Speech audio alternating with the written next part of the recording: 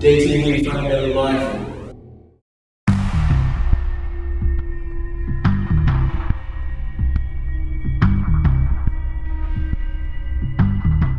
What other info you might have on someone that maybe want to get into this industry? Because there's a lot of young kids out there in school that want to get into this craft. What message you would have for them? Without a doubt, I always encourage young kids that are in high school and grade school to come by the office and spend time. That's really key. For me, I was able to spend time with Dr. Kalinsky in the West Ashley office, spend time with him in the summers.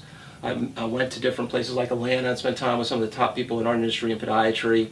Not many people know about podiatry. It's really evolved over the years. We do foot and ankle surgery, and we're able to do so many things, treat kids, treat adults, treat diabetics, and treat athletes. And I think it's really the experience and just going out there. So I think for the young kids, just coming in into the office and just spend a day. Right. And I always encourage you to come into surgery with us. Make sure that is okay and you can handle that, and just see what we do every day. And I think that's what's really important. And one word that sums that up is called shadowing. And that carries me into another topic that I would go into, is that, what I tried to get at the College of Charlston is get student athletes when they come in to have some type of business approach, some type of shadowing approach, because we're out of the job market 4 years out of high school, 4 years out of college. So if we don't get a contract out of professional contract out of college, then we out of the job market 8 to 10 years.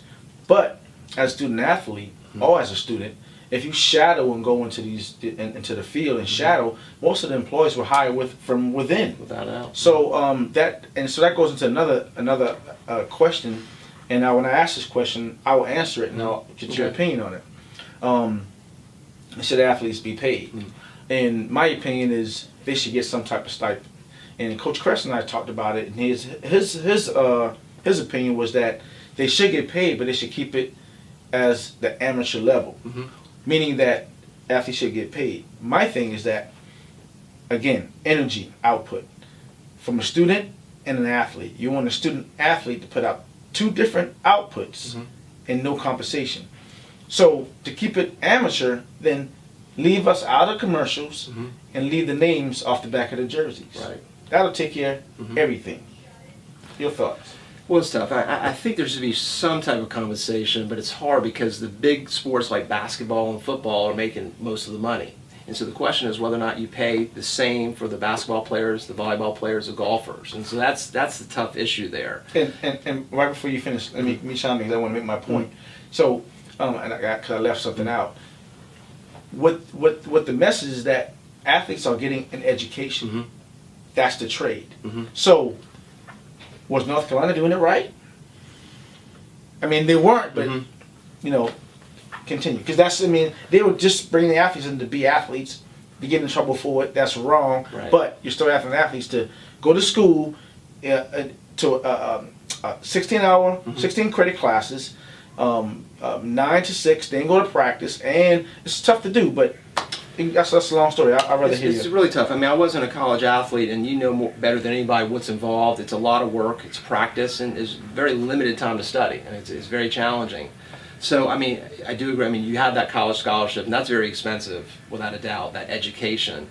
But I think in some way, whether it's mentoring or some type of scholarship fund to help the people that can't afford basic things, such as you have the meals at school, but maybe you're not able to afford meals on the weekend. Or, well, we gotta get our own way to the institution, right? Get our own way back. Our parents gotta pay to get to our games. You know what I mean? It's a bunch of whole different things that that the school can probably pay for. That can not. Those funds that we have in our possession can be used to those things as well. Without a doubt. I mean, these athletes are making a tremendous amount of money for these colleges, and I think that would be very special if the college can give back to these student athletes and pay for those type of things to really help the family as well as the student athlete. And I know it's a touchy subject, but if you don't talk about it, then it wouldn't be a cure for it. And they also talk about different conferences are saturated with funds more than others. So then, if the athletes getting paid, that smaller conference can't get paid as much as that. So it is a catch-22, and I, being a former student athlete now in business with student athletes, I can kind of see both sides. But I still favor the side of a student athlete. And I think Northwestern, don't quote me, had a nice setup that when an athlete graduates, then a stipend will be released to them. Maybe something that can last them for 2 years while they get on. And that's a great program. That's a good idea to think about. Definitely.